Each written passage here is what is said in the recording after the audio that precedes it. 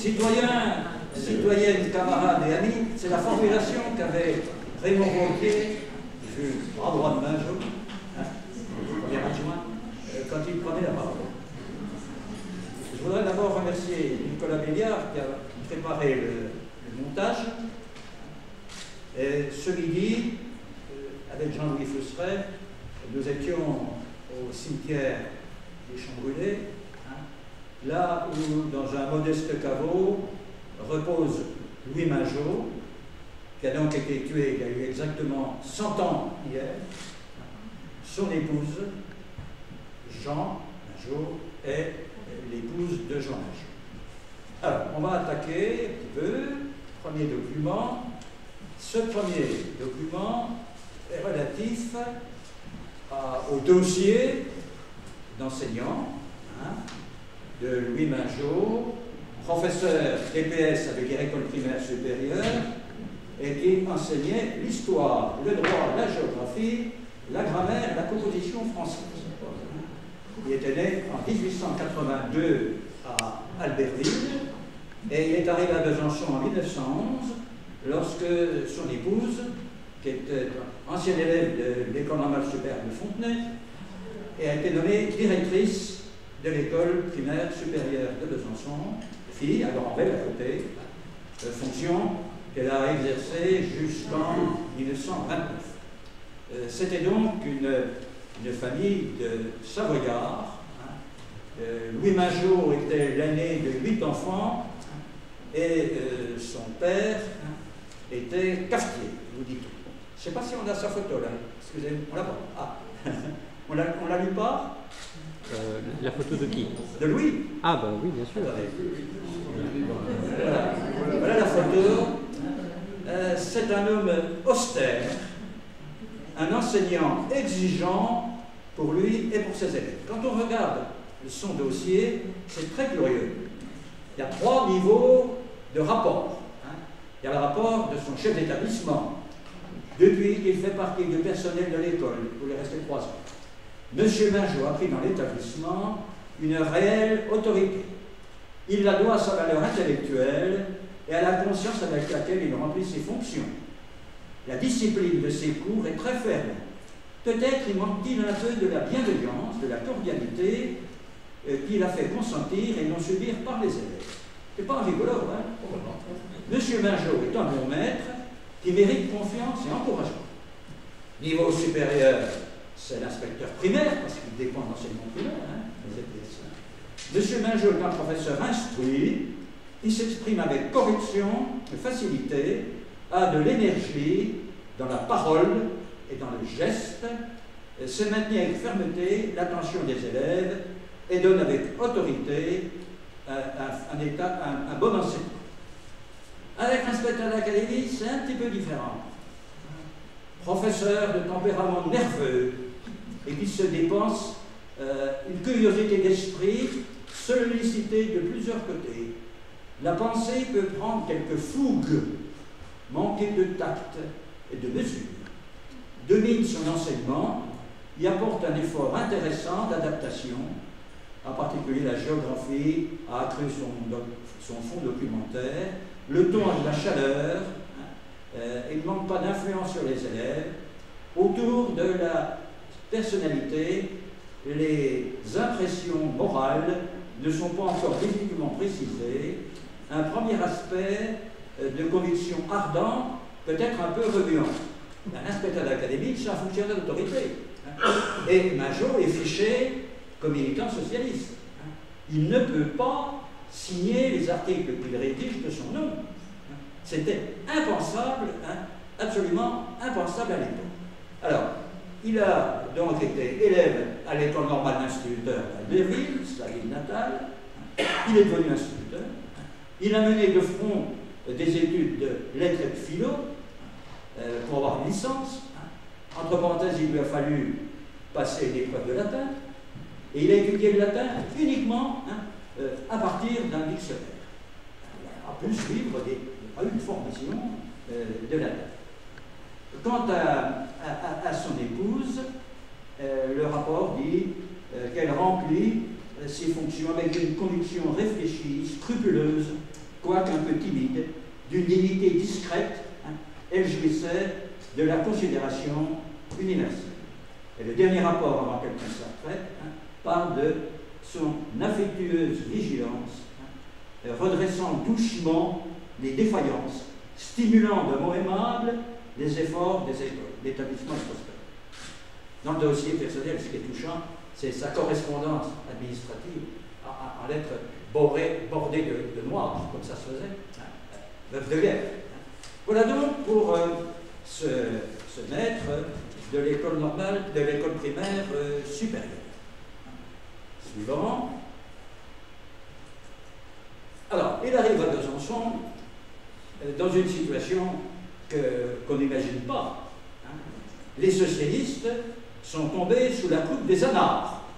Vous savez, la dérive d'extrême gauche, la tentation de la dérive d'extrême gauche, c'est quelque chose de constant. Ça doit correspondre, je pense, à un certain tempérament. Et alors, le contexte, c'est le contexte de la répression des grèves par clémenceau. Il y a des morts lors des manifestations, c'est l'armée qui est utilisée. Et puis il y a la déception du fait que le prolétariat ne rejoint pas en masse le parti qui conviendrait à ses intérêts et continue à faire confiance au parti radical. Alors Majo, lui, on verra, n'aime pas les braillards. Il est pour les avancer pas à pas. Alors vous voyez le texte, c'est l'appel par le canard socialiste local à s'abstenir aux élections législatives. Vous êtes maintenant éclairés et connaissez tous les titres qui dansent devant vous la ronde des 15 000, parce que les députés voulaient faire passer l'indemnité parlementaire à 15 000 francs. L'abstention effraie les politicaillons comme le rouge met le taureau en furie. La bête hurle, donc elle est touchée, et demain vous devrez terminer la besogne, c'est bien préparé. On va vous supplier d'accomplir votre devoir de citoyen et riez au nez de ces charlatans, que les timorés, les satisfaits s'approchent des urnes, que ceux qui ne se seront pas laissés acheter par de mensongères promesses ou un verre d'absinthe aillent au scrutin d'esclaves ivres, tant pis pour eux. Quant à vous, travailleurs socialistes, qui vous respectez, rentrez en vous-même et que votre conscience de classe vous crie fort, bien fort, à bas la bourgeoisie et ses tyrannos, contre tous vos adversaires, loin des urnes, abstention pour tous. Voilà ce qu'était la position, et c'est lui qui a remonté la pente en introduisant la pensée beaucoup plus nuancée qu'on ne le dit de Jaurès. Suivant. Alors ça, c'est la une du socialiste comtois, qui a été un temps l'hebdo des socialistes du coin, sur l'antimilitarisme à Besançon. Cela fait référence à une conférence de Gustave Hervé, qui était antimilitariste, qui est venu au Cursal pour prêcher sa doctrine. Il a déculotté l'armée, dit le compte rendu. Alors il est question de flic premier. Flic premier, c'est le surnom qu'on donnait dans ces milieux-là à Clémenceau. Alors, ce qui est intéressant, c'est de voir un petit peu la suite. Car par la suite, Gustave Hervé deviendra chauvin, ultra-nationaliste, et c'est en 1934 qu'il publiera son manifeste « C'est Pétain qu'il nous faut ». 1934. Et vous avez tout le programme de Vichy là-dedans. Et le même personnage, donc en 1914, il retourne sa veste, il publie un journal qui s'appelle La Victoire, pour un antimilitariste, c'est chouette.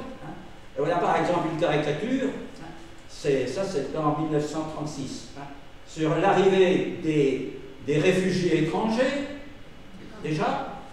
Vous avez une caricature, une pancarte, soyez les bienvenus. On voit un gendarme qui tient le bout de la pancarte, de l'autre côté, le ministre Salingro qui offre des fleurs, et puis un étranger qui arrive brandissant le poing, c'est les révolutionnaires qui vont venir foutre le bazar dans le pays. Et la légende, c'est le gendarme Salingro, soyez les bienvenus, la préfecture de police vous procurera les papiers pour votre séjour en France. Ouais, il n'y a rien de nouveau sous le soleil. Mais ça, c'est un sujet tabou, car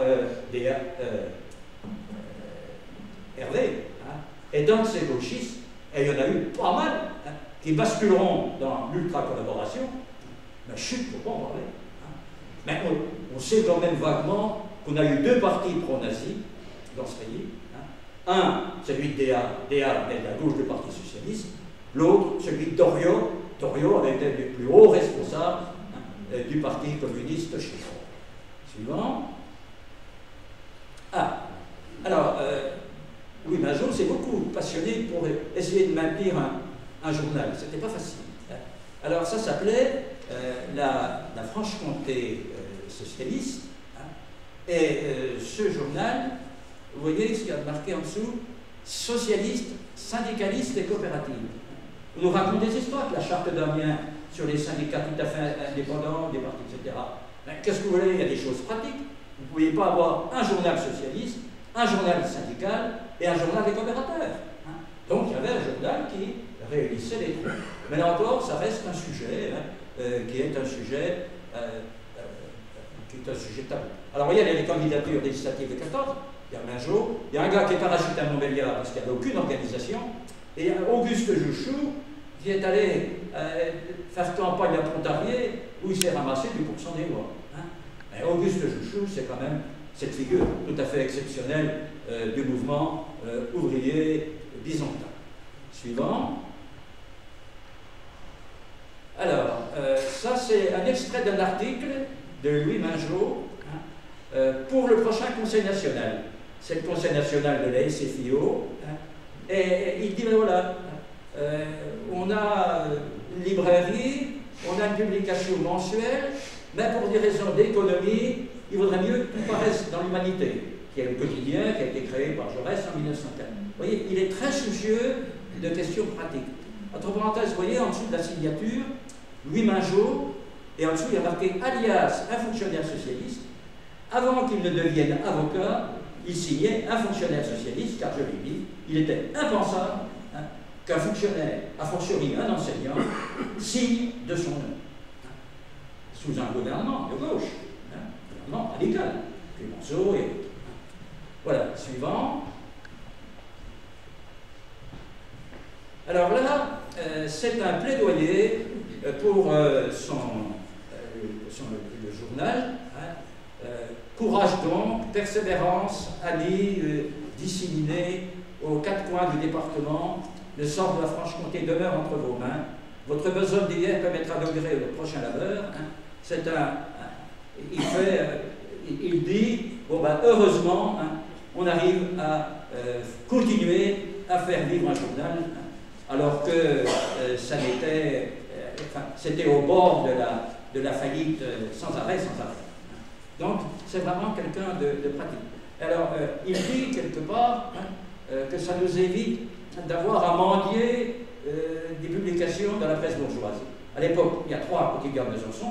Les deux de droite, évidemment, n'insèrent pas la prose de Majot et du socialisme. Et le petit comptoir, qui était le journal de gauche radical, boycottait intégralement hein, les socialistes, qu'ils considéraient comme de dangereux collectivistes. Hein. Alors, il insiste beaucoup sur la nécessité d'avoir un journal. Hein. Vous avez vu le titre Le socialiste de Concours, moi je l'avais relevé, on a publié ça 10 ans, puis mes amis l'ont laissé crever. Au point de perdre le numéro de commission paritaire des papiers de presse qui permet d'avoir des tarifs préférentiels. Ça, c'est quelque chose qui fait mal. Suivant. Alors ça, hein, c'est le commis voyageur du socialisme. Majot est sollicité dans tout le département parce qu'il a un talent d'orateur, parce qu'il est convaincant. Et voilà, par exemple, alors naturellement, à chaque fois, il y a quelqu'un des renseignements généraux qui fait son rapport au préfet. Ça, c'est le rapport des renseignements généraux. Et qu'est-ce que dit ce rapport? Il est à Seloncourt. Il y a une centaine de personnes. Alors, M. Majot aborde son sujet en démontrant que le Parti socialiste se distingue essentiellement de tous les autres. D'abord parce qu'il est uniquement le parti des producteurs et qu'il voit, qui réunit intellectuels et manuels. Le socialisme, c'est l'aboutissement logique de l'histoire.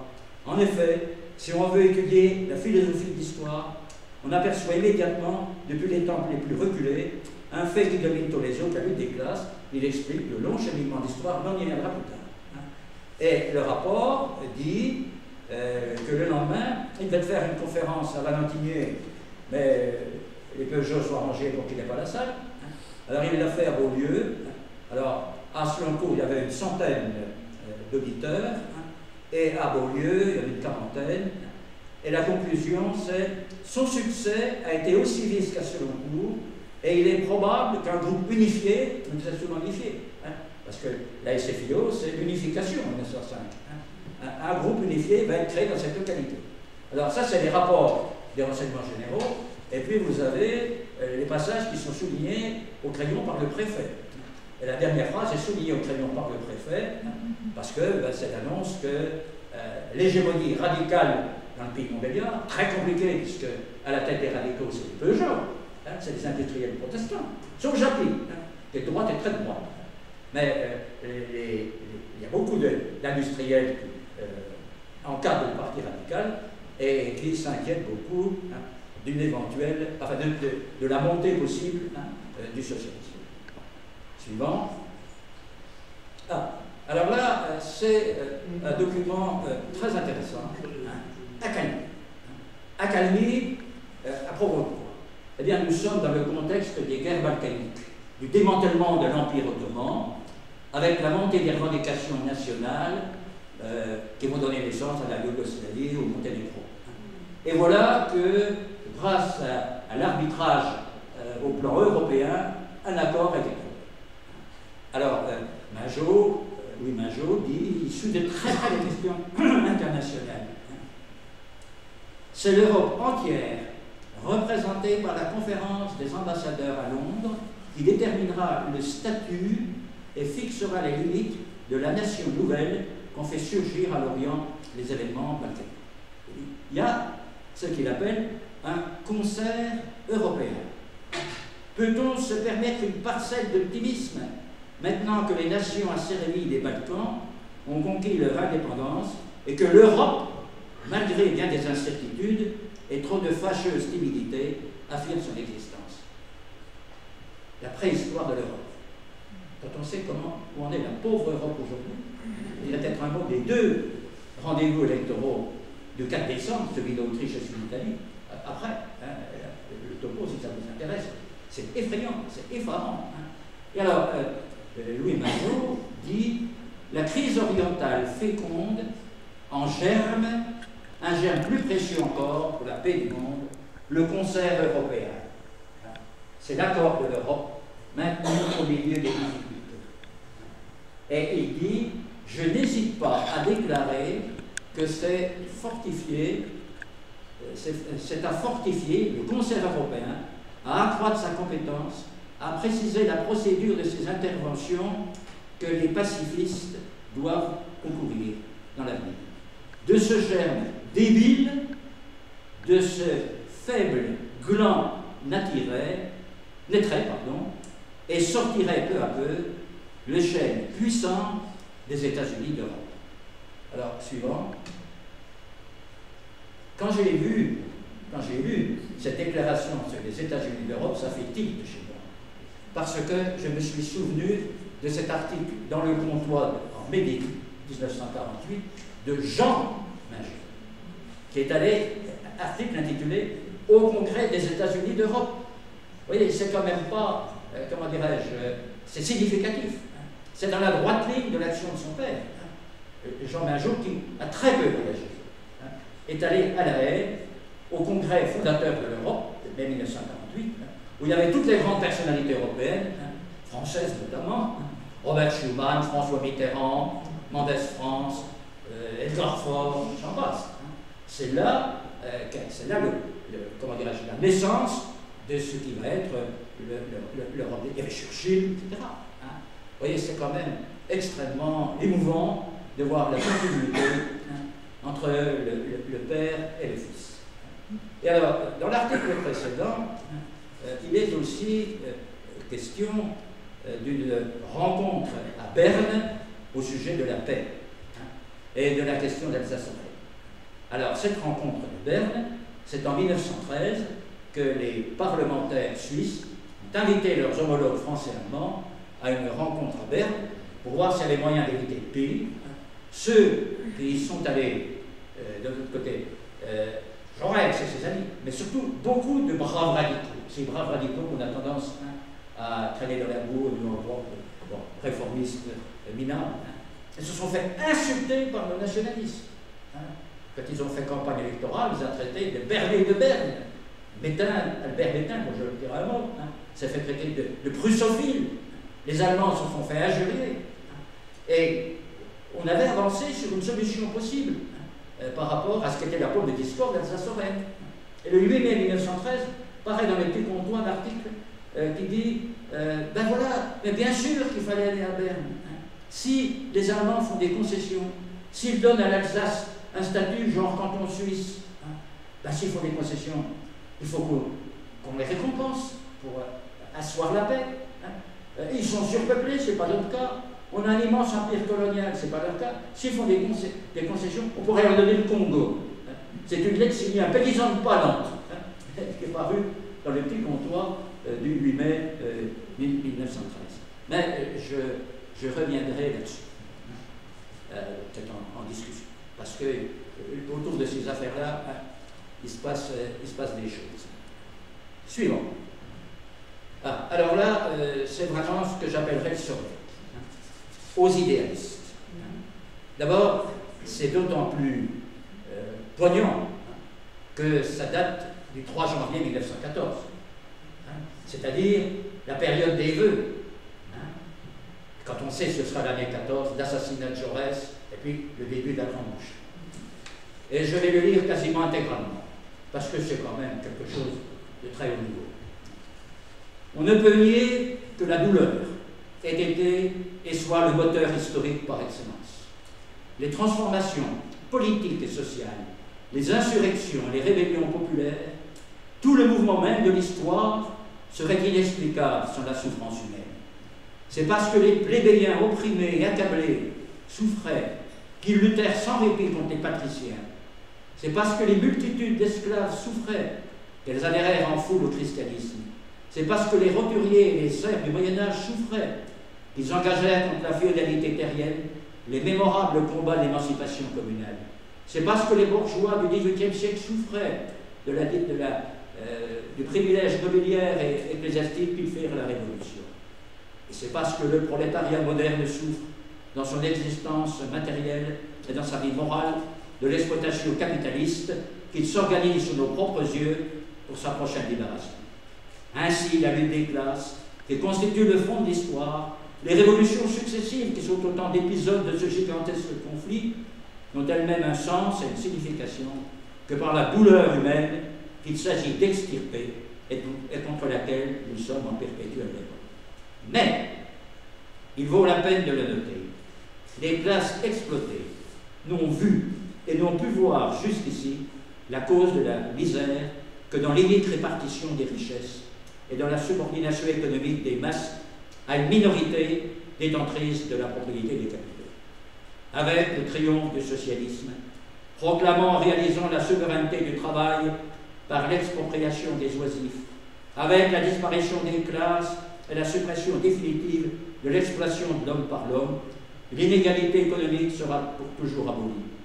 La production accrue coïncidera, centuplée par un machinisme puissant et indéfiniment perfectible, assurera le confort matériel de toute la communauté.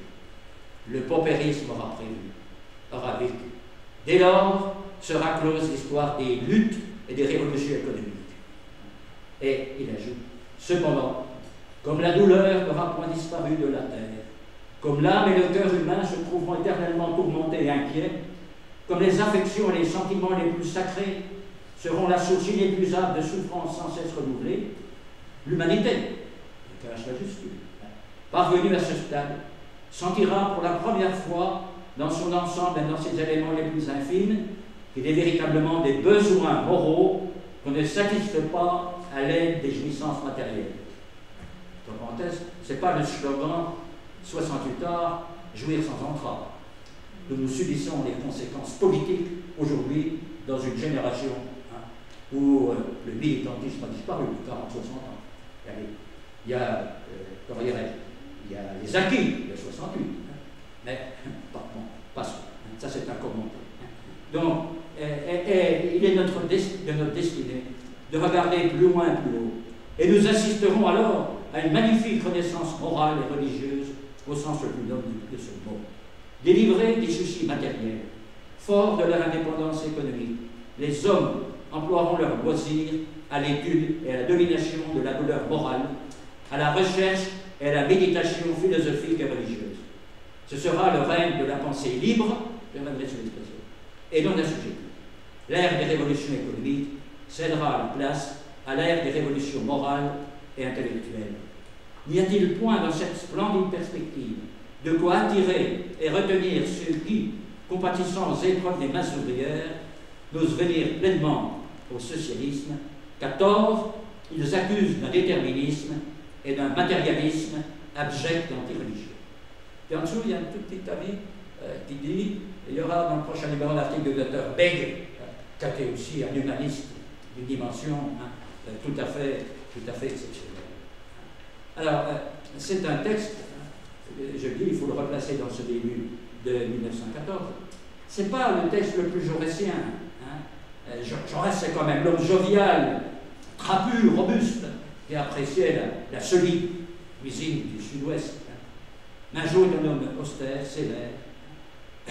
Dans l'article, 4 fois le mot douleur, 7 fois le mot souffrance.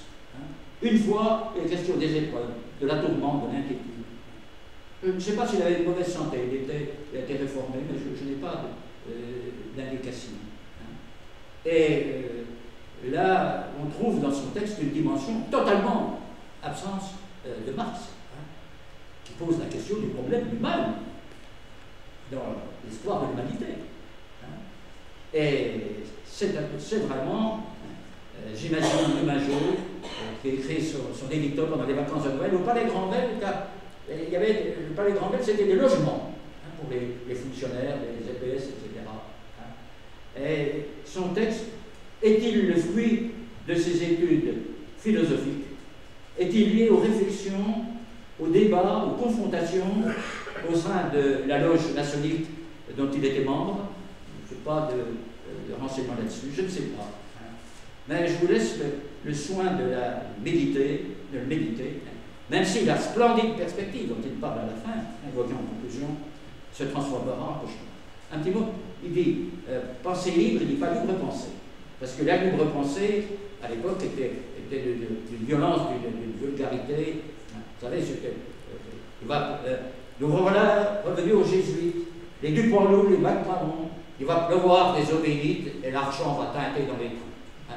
Et dans les manifestations, on chantait la calotte se bat en cœur, crosse en bois, goupillons et bannières, mais elle ne passera pas.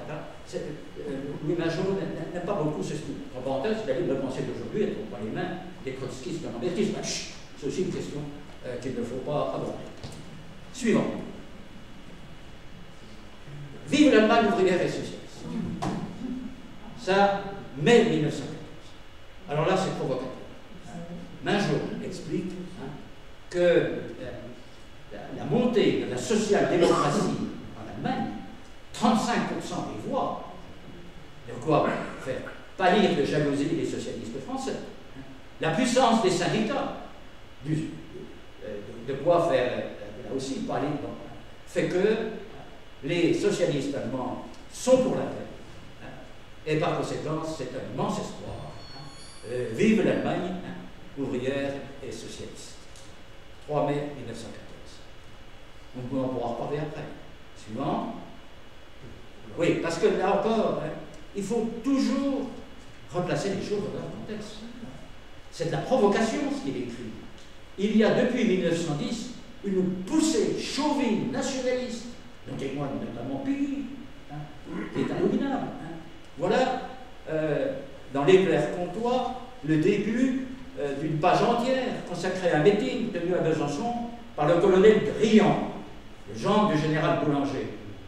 De parenthèse, colonel de chasseurs à pied, qui sera tué d'une balle au front à Verdun. Et il est venu à l'invite de la conférence Saint-Thomas d'Aquin, qui est la conférence des étudiants catholiques. 2000 personnes au Cursal, une foule alors, qui applaudit à tout rond. Hein. Et dans le début, son intervention, le journaliste résume, il parla durant 1 heure de la patrie, de l'armée, du devoir qui s'impose aux concitoyens. Et il évoque les grandes manœuvres auxquelles il a participé. Il dit, mais il faut préparer la guerre de revanche, il le dit carrément. Il faut préparer l'offensive. Hein. Alors il dit à propos des grandes manœuvres, hein, on serait heureux de se coucher dans son cercueil pour donner la victoire à son pays. Applaudissements. 2000 personnes qui ça. Il faut voir le contexte. Hein. Ouais. Suivant. Alors ça, c'est le flambeau, c'est l'organe de la libre pensée, hebdomadaire à Besançon. Quand on fait des recherches, on perd souvent du temps, puis arrive le moment où on tombe sur un truc qui vraiment vous donne les larmes aux yeux. Voilà un article qui s'intitule La Grande Bouchée. Et c'est daté du 12 avril 14. C'est un journaliste qui est repris ici, et qui dit, ben voilà, il se prépare une grande bouchée. Quels sont donc, dans cette plaine immense, où tout à l'heure ne semblaient vivre que les arbres et les plantes, on voit maintenant se mouvoir 2 masses humaines énormes, qui prudemment, avec toutes les ruses des fauves, s'alancent l'une vers l'autre, dissimulent leurs effectifs derrière les fossés, on ne dit pas les tranchées, hein, les buissons, se blottissent dans les replis de terrain. Quelles sont donc ces foules dont l'antagonisme est si violent? S'agit-il d'une invasion barbare? Non. Il y a là en présence 2 peuples, de goût, de tempérament, de développement moral, artistique et scientifique à peu près semblables. La France de Pascal et de Voltaire, l'Allemagne de Goethe et de Beethoven. Alors, ce texte est d'autant plus émouvant qu'il paraît dans l'hebdomadaire de la libre pensée. Et l'auteur ajoute combien de ces hommes, avant de partir pour la boucherie, se sont agenouillés devant l'image du Christ, ont exalté devant lui la sainteté de leur cause. D'un côté, les sentirons allemands, Gott mit uns, Dieu avec nous, et de l'autre côté, ô honte, ô folie, du doux Fils de l'homme, qui à travers la poétique Galilée, allait le roman d'Olivier à la main, répandre la parole de paix et d'amour, on a fait ce Dieu des armées féroces, etc.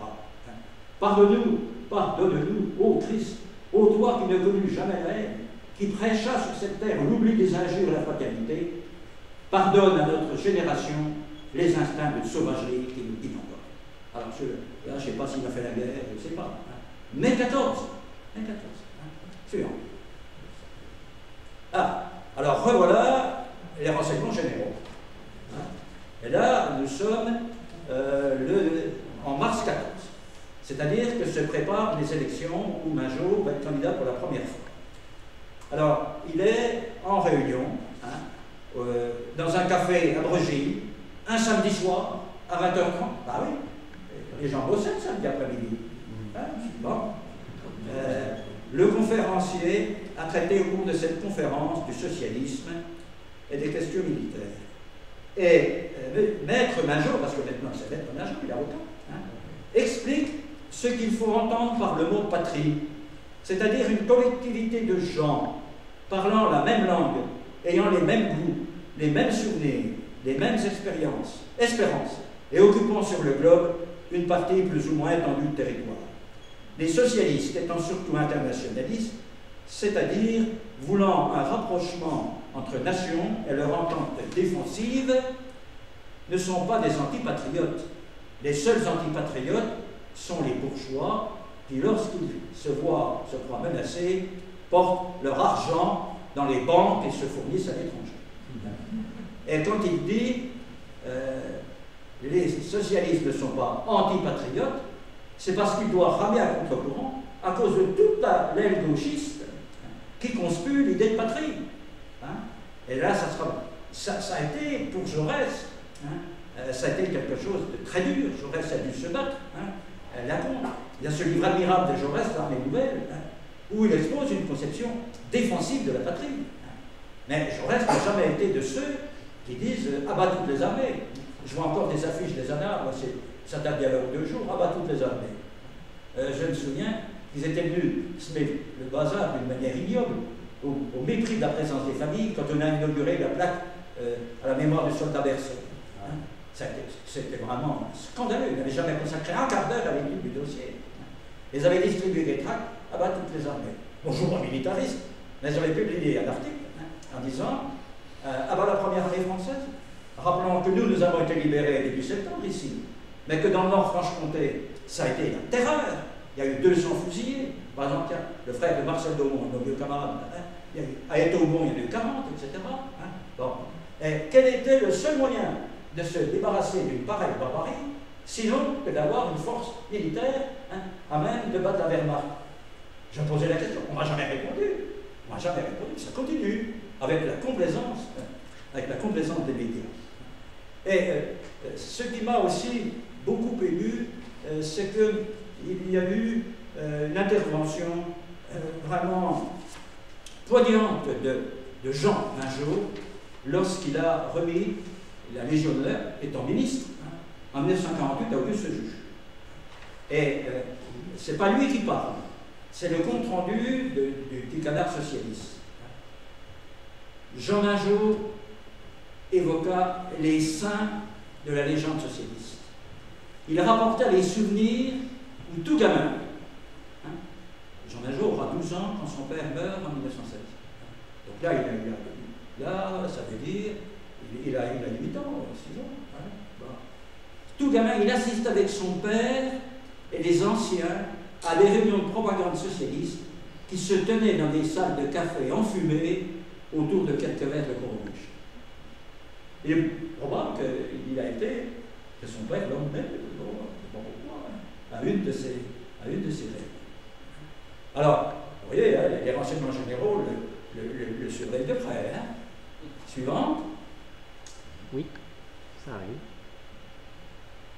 Ah, alors là, c'est aussi pour voir comment c'était difficile de se battre contre la dérive facile gauchisante. Ce n'est pas de l'obsession chez moi. C'est le fruit de l'étude de l'histoire. Voilà. Ça me concerne parce que ça continue. J'en dirai quelques mots. Que ferons-nous en cas de guerre? Il se trouve qu'en 1912, il y a un exercice de mobilisation. Ça vient d'arriver tout le temps. Il y a à se préparer. Mais voilà que le receveur des postes se trompe par rapport au code. Il y avait des trucs codés. Ils croient que c'est la vraie. Voilà. Tous les hommes sont convoqués et tous partent. On les a rattrapés à l'entrée de la caserne de Lévis. Ils ont un rendez-vous chez vous. Rentrez chez vous. C'est un faux ordre. Bon.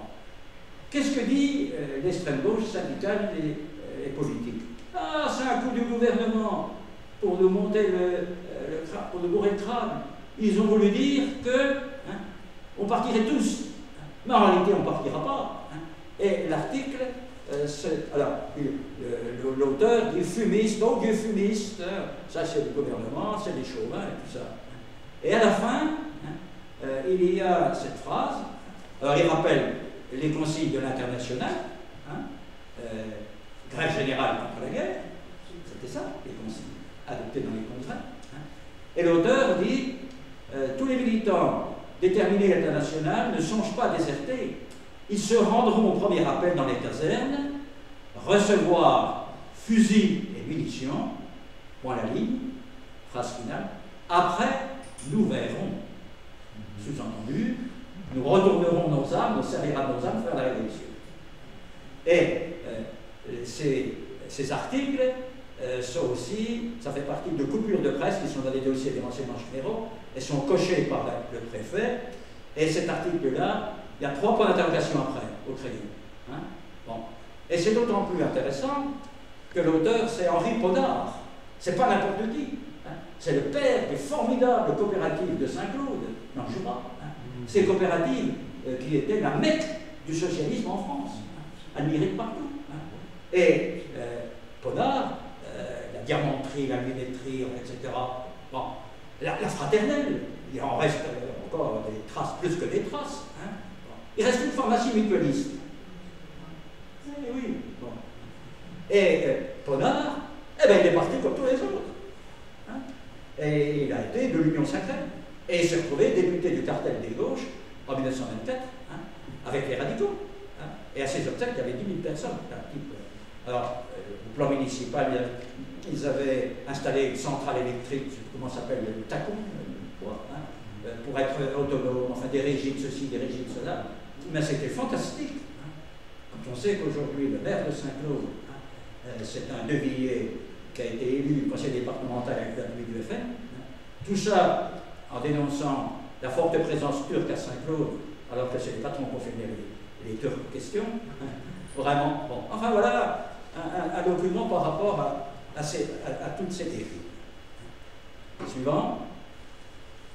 Alors par rapport à ça, eh bien, il faut quand même constater que les radicaux avaient vu clair. Là, c'est un article qui date du 31 décembre 1905. Nicolas, je ne peux pas me lever là parce que j'ai vu l'affiche. Non, puis c'est écrit vraiment petit. Ça dérange pour votre production? Non, mais c'est écrit très petit. Le fameux Hervé dit que ça sera la révolution. Mais les Allemands, les socialistes allemands, ils ont dit qu'ils respecteraient la mobilisation. Et c'est vrai, ils ont dit qu'ils respecteraient la mobilisation.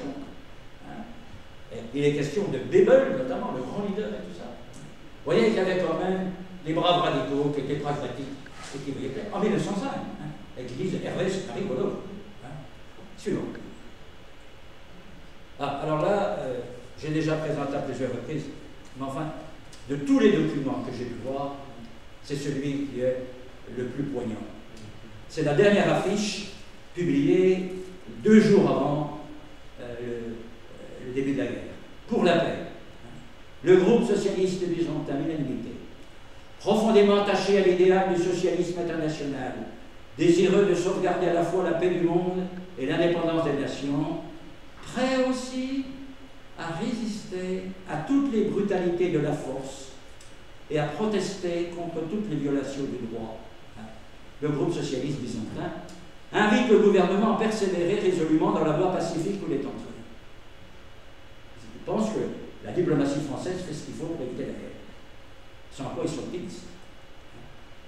Compte sur le dévouement et le courage des socialistes allemands, autrichiens et russes, et de tous les éléments pacifistes pour imposer aux dirigeants des 3 empires le recours à l'arbitrage et l'acceptation immédiate de la médiation sagement préconisée par l'Angleterre. Vous vous rendez compte? Ils en sont réduits à compter sur leurs camarades, ceux allemands, autrichiens et russes, parce qu'ils savent très bien que les consignes de grève générale, ça ne marchera pas. C'est au dernier moment, au pied du mur, qu'ils s'en rendent compte. Estimant en tout cas que si la France était précipitée, malgré elle, dans une guerre qu'elle réprouve et qu'elle s'efforce d'empêcher, le devoir des socialistes serait de défendre la patrie de la révolution, de la démocratie et de la République contre les dangers d'un militarisme rétrograde et sauvage. Alors, c'est accompagné dans l'hebdomadaire la Franche-Comté socialiste des commentaires de Louis Minchot, qui dit, ben voilà, les camarades m'ont demandé si c'était complètement déboussolé, dit Warclay, et il explique, ben oui, s'il y a une agression, eh bien, il faudra défendre les valeurs de la République. Et c'est accompagné, à côté, il y a toutes sortes de communiqués. Il y en a un de Jean Allman, un ancien communard, vraiment une référence, parce que les anciens communards, ils avaient une autorité morale. Et Jean Allman, il dit, ah ben la guerre, oui, mais si nos camarades autrichiens allemands sont impuissants à arrêter les crimes impérialistes de leurs dirigeants, entre l'existence et l'indépendance des nations, le devoir de citoyens français sera tout tracé. Comme leurs grands ancêtres de 93, ils prendront les armes pour la défense de leur pays. Ça, c'est un moment capital de l'histoire. Et ça reste encore un sujet en grande partie tabou. Il y avait adopté dans les congrès socialistes et de la CGT unique centrale la décision d'opposer la grève générale de la guerre. Et au pied du mur, ils sont tous partis. C'est à partir de septembre qu'il commence à y avoir des doutes, de la part de Bonat notamment, des leaders ou Beraïm, mais ils sont tous partis. Et c'est pas une lâcheté, c'est simplement qu'on s'était saoulé de slogans, de paroles dans les congrès. Comme on se saoule encore aujourd'hui, quand je vois les banderoles grève générale illimitée. Vous avez vu des grèves générales illimitées, là, au printemps? Où et quand? Qui? Bon, ils s'étaient saoulés de paroles, et j'ai eu un jour l'explication dans une chanson de Bouchard, le grand chansonnier, Bouchard, qui était venu à l'Université populaire, au Cursal, ici à côté, et il y avait Pergaud qui était là avec les Normaliens, et Bouchard est l'auteur de cette chanson qui se chantait sur l'air de la Carmagnole. On a chassé des tas de rois, on a chassé des tas de rois, on a conquis des tas de droits, on a conquis des tas de droits, mais pour suer de l'or, on est au bagne encore dans son la syndicale. Ça veut dire, on a conquis des droits. La République, de l'autre côté, c'est le Kaiser, il faut dire, il y a aussi le tsar de l'autre côté. Enfin, on ne regardait pas si loin. La République, les lois laïques, c'est pas rien, l'école gratuite, laïque, etc. La séparation des États, on a des choses à défendre. Et c'est parce qu'ils ont estimé avoir des choses à défendre qu'ils sont partis. Et il y a, alors désormais, le petit comptoir, c'est l'union sacrée, laisse la place à Manger. Et le 21 août, en pleine évasion, il dénonce les bandes du Kaiser foulant au pied le droit des gens, les hordes de la barbarie violant le sol de la nation. Et il dit, il faut se référer à Blanqui. Bon, c'est pas, il n'a pas retourné sa veste. Simplement, il y avait deux cultures qui se superposaient, une culture syndicale et politique qui était superficielle, puis le vieux fond véhiculé par l'école de la République, qui était la patrie et ses conquêtes. J'ai ici la liste des 22 antimilitaristes de Besançon qu'il fallait arrêter parce qu'ils étaient suspects de saboter la mobilisation. C'est ce qu'on appelle le carnet D. On ne les a pas arrêtés. D'ailleurs, le ministre de l'Intérieur, quand le ministre des Armées, le jour de la mobilisation, avait dit qu'il faut les arrêter. Non, il ne faut pas les arrêter. Ils vont tous partir. Et Ferdinand Buisson, le grand Ferdinand Buisson, avec les mains, vous verrez au pied du mur, ils partiront. Ils sont tous partis. Mais qu'est-ce qui s'est passé? Les bolcheviks, comme on dit, bande de salauds, ça s'y prête. Vous aviez juré de faire la révolution, il n'y a que Lénine qui l'a fait. Et il y a cette suspicion de trahison qui dure encore, qui s'exaspère aujourd'hui. Moi j'ai l'Humanité tous les jours, gratuitement, enfin. Mais c'est incroyable, ça fait partie d'une culture, de toute une culture. Ah oui. Voilà cette histoire terrible. Là, je coupe un peu, c'est pas le prochain document, c'est Majot, candidat aux législatives de mai 14. Alors, il a à ce moment-là une polémique avec Beauquier, qui était le député inamovible de Besançon, élu 8 fois de suite, 6 fois au premier tour, qui était plus qu'anticlérical, il voulait une république athée. Il estimait que les écoles laïques devaient être des sanatoriats où on devait se guérir de cette maladie mentale qu'est la religiosité. Bon, et en 14 encore, Beauquier dit, eh bien, la priorité, c'est le combat anticlérical.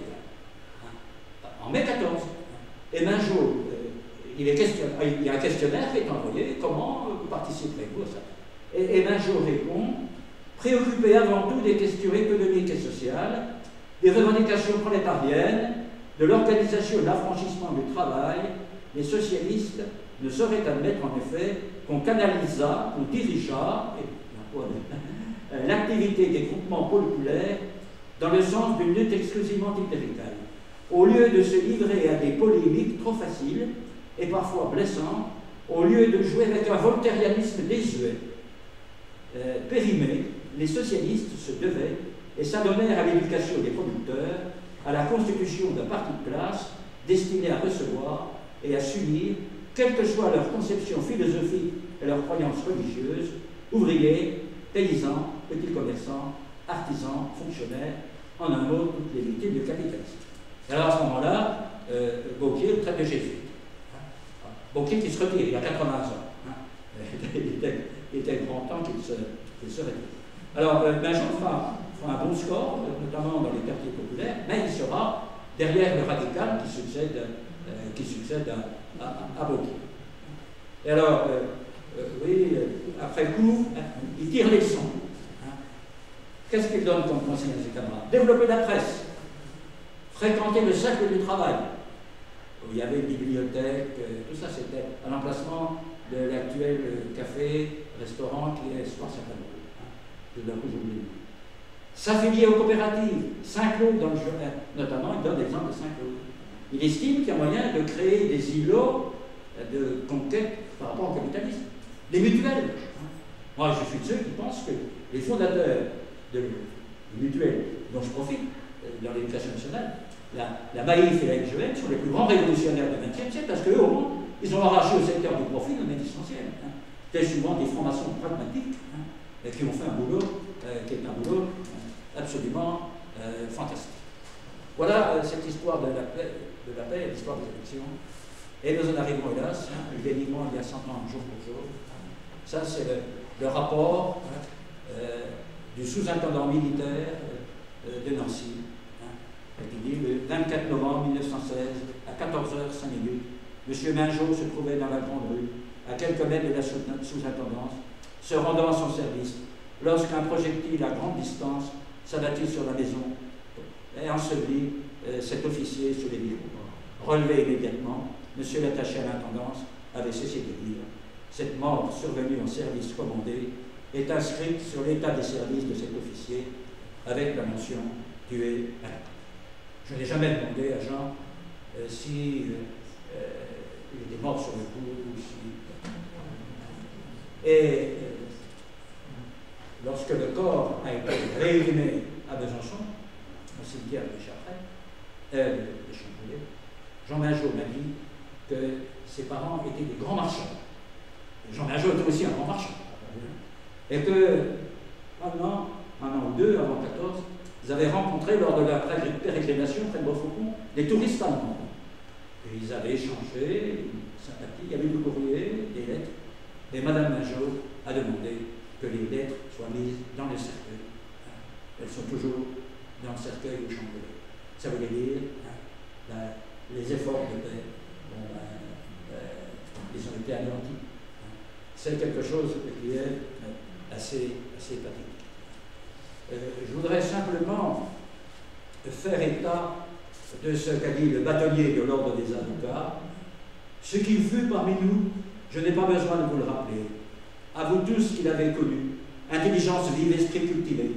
Il apportait à la barre de remarquables facultés de clarté, de méthode et de logique dans la discussion. Et l'ardeur avec laquelle il discutait était toujours tempérée par une parfaite courtoisie. Arrivé ici, au barreau, en 1913, il s'était immédiatement révélé comme... Ah non, c'est l'officier, c'est son supérieur hiérarchique, ça c'est l'armée. Comme un officier, il était sous-lieutenant, hors ligne. La merveilleuse intelligence, servie par de fortes études, lui avait permis de s'assimiler avec une rapidité surprenante, quantité de règlements administratifs, y compris les plus ardus. Travailleur infatigable, j'avais trouvé en lui un collaborateur des plus remarquables, devenu un excellent ami. Voilà ce qu'avait fait Jean-Jacques. À propos de ses fonctions d'avocat, d'abord il rendait des conseils juridiques gratuits pour ses camarades. Et il y a un procès qui est très intéressant.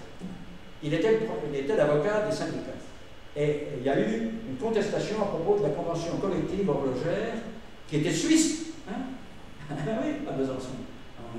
On s'inspirait des Suisses. Et le patronat avait dénoncé la convention en disant que c'est illégal qu'une convention soit étrangère.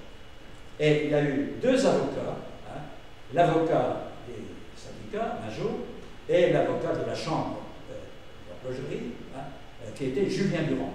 Julien Durand, avocat radical, grand avocat d'affaires, premier adjoint maire de Besançon, il sera par la suite député, ministre, il sera injustement balayé pour l'affaire Stanisky, il perd les élections en 1936. Soit dit au passage, un vieux radical qui a été à la Cour des comptes m'a dit que Julien Durand, c'est celui qui a appris à Édouard Herriot ce qu'était la différence entre la balance commerciale et la balance des paiements. Mais ce qui est intéressant, c'est que Julien Durand était vraiment, il dominait le lot.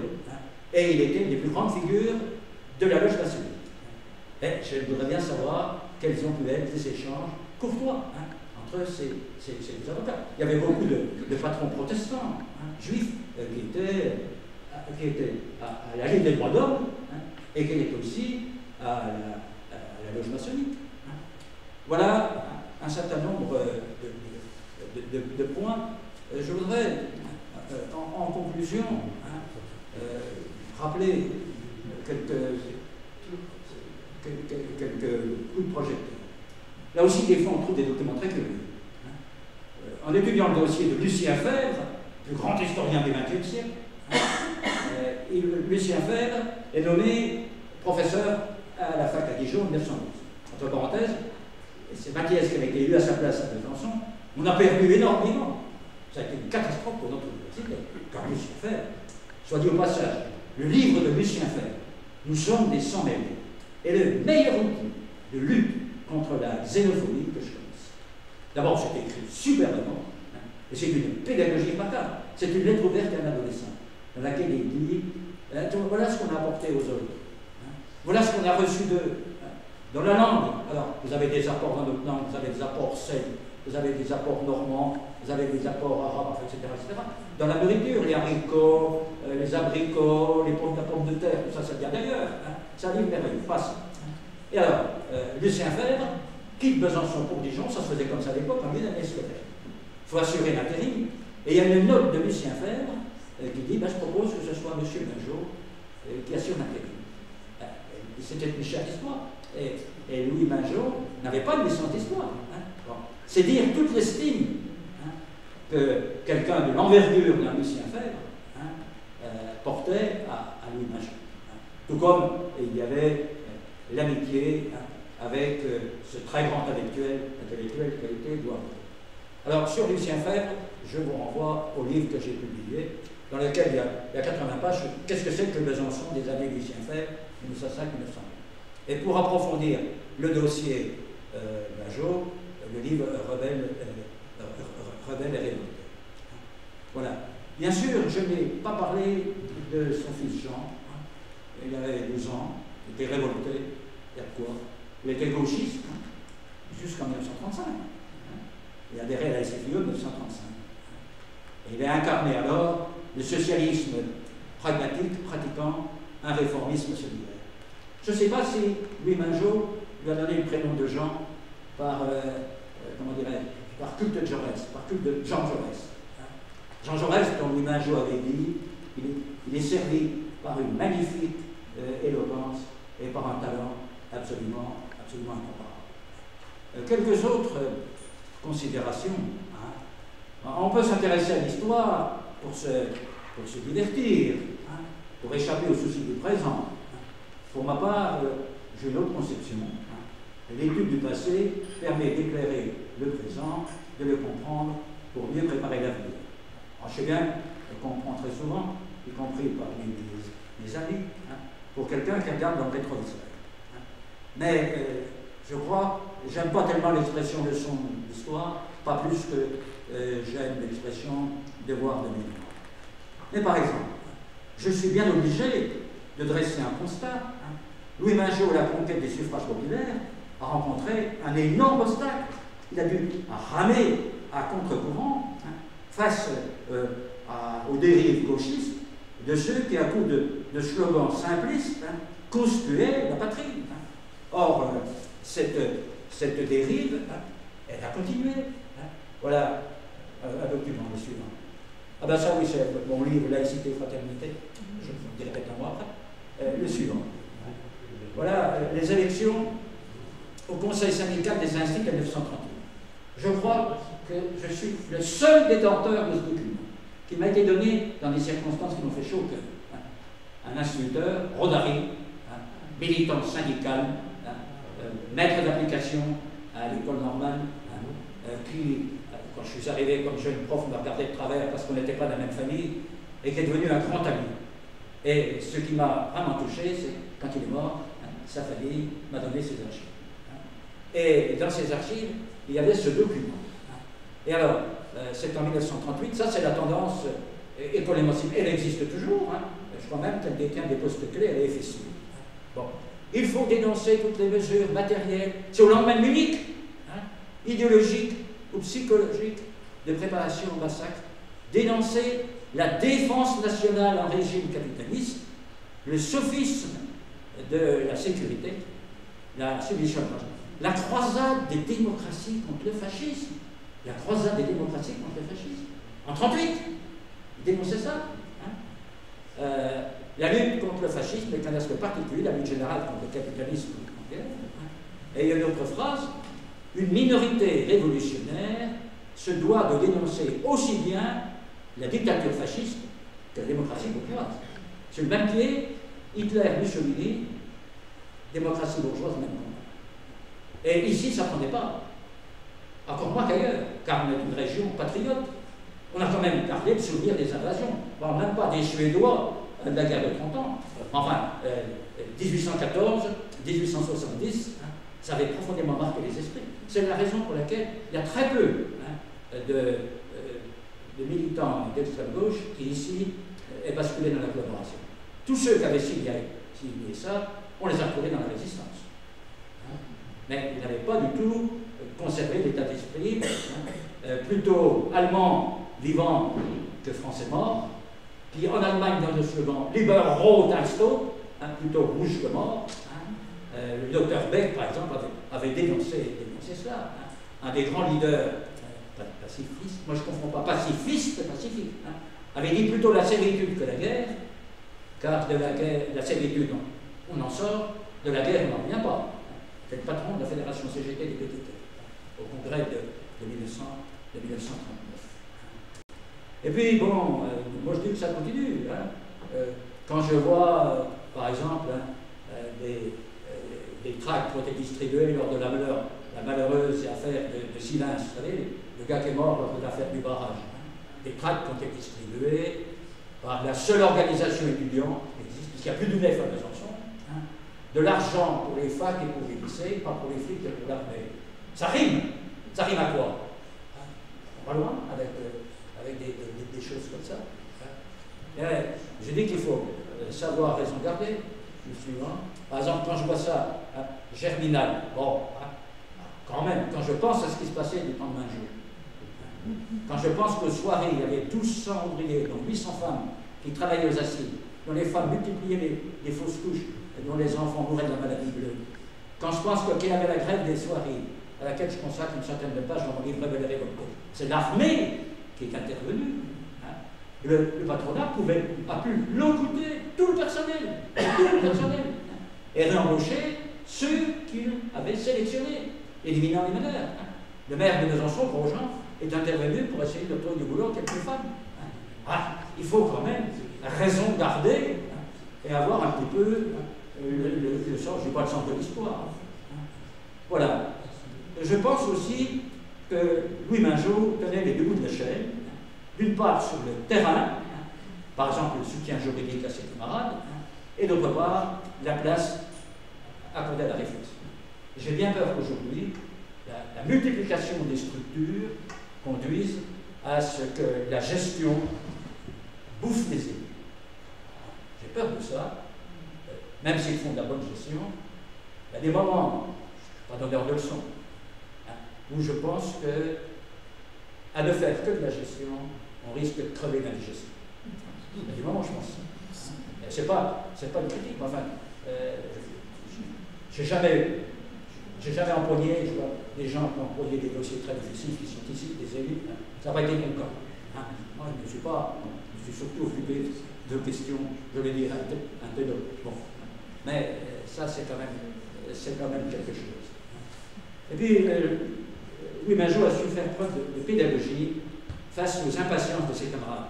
Je pense à un député de Grenoble, l'instructeur, qui est venu à un meeting pour la paix en 1912. Il n'y avait que 350 personnes au jour 5. Et voilà ce qu'il a dit. D'après le compte rendu, il a craché tout le mépris qu'il ressent pour la classe ouvrière byzantine, qui n'a pas su comprendre son devoir en n'en pas écouter les camarades. Il faut être bête à manger du foin pour oublier ainsi son devoir de prolétaire. Ce seront des moutons qu'on conduira à l'abattoir. Raphaël Gence, qui allait être un des premiers à protester contre l'Union sacrée. C'est un de ceux qui sont à la Zimmerwald, la première conférence internationale, pour essayer d'établir des contacts internationaux. Voilà donc un certain nombre de considérations. Je termine seulement cette fois-ci en disant qu'il s'est battu contre le climat intellectuel de son temps. Et c'est une invitation à prendre conscience de la nécessité de réagir face à une évolution inquiétante. Moi, je cite Gramsci, j'ai jamais lu. Mais enfin, on dit toujours, il dit la culture, les conquêtes culturelles précèdent les cultures politiques. J'ai quand même connu le temps où les 4 grandes références, ne serait-ce que par les tirages des livres, c'était Sartre, Camus, Mauriac, Aragon. Aujourd'hui, c'est Zemmour, Devilliers, Ménard, Dormesson. Je crois que ça donne à réfléchir. Et il y a quand même là tout un travail à faire. Une ultime note, une chose qui m'a fait chaud au cœur. J'ai voulu savoir d'où venait l'image. Mairie Berville m'a transmis la tête d'essence, c'est là que j'ai vu le père avec des cafetiers. Et le service de la mairie d'Albertville m'a téléphoné en me disant vous faites des recherches sur Louis Major. Mais il y a une rue Louis Major à Albertville. Et rue Louis Major à Albertville. C'est là qu'il est né, c'est là qu'il était à l'école normale, c'est là qu'il était professeur. Je pense que cette rue elle existe parce que tous les officiers tués dans Albertville ont dû avoir un nom. Il faut venir à Albertville faire le contrat. Je ne me déplace plus. Mais je leur enverrai les documents. On est preneurs. Bon. Voilà, comme ça, de temps en temps, par les temps qui courent et qui ne sont pas spécialement réjouissants, comme ça, quelques coups de cœur. Merci.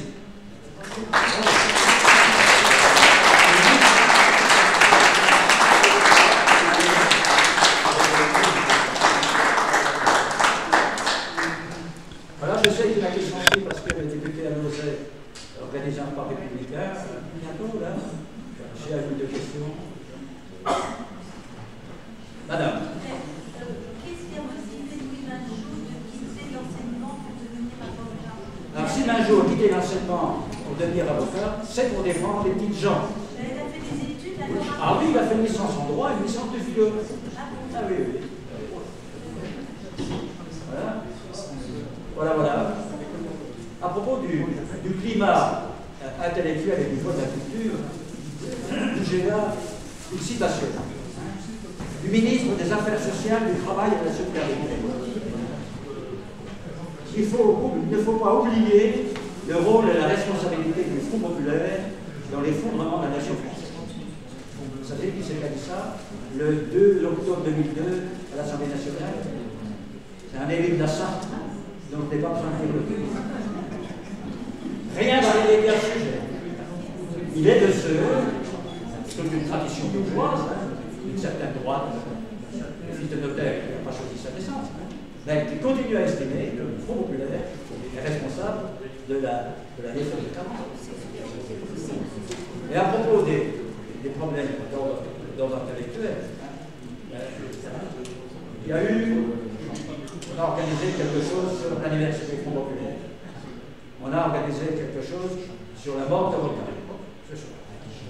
Rien dans les médias de service public.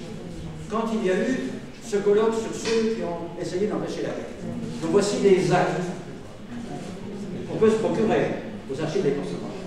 Moi j'ai écrit une quantité de choses, c'est ce qui me tient le plus à cœur. Parce que ceux qui ont essayé d'empêcher la guerre, on leur doit un coup de chapeau.